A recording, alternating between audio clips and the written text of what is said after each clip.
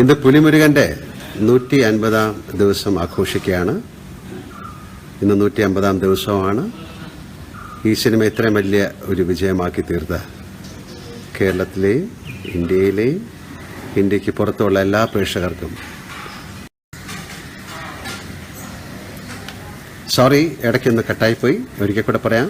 ഇന്ന് പുലിമുരുകൻ്റെ 150-ാം ദിവസം ആഘോഷിക്കുന്ന ദിവസമാണ്.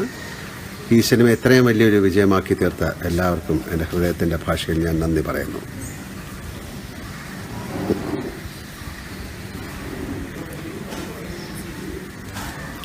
ഇത് ഞാൻ തന്നെയാണ്, മോഹൻലാൽ.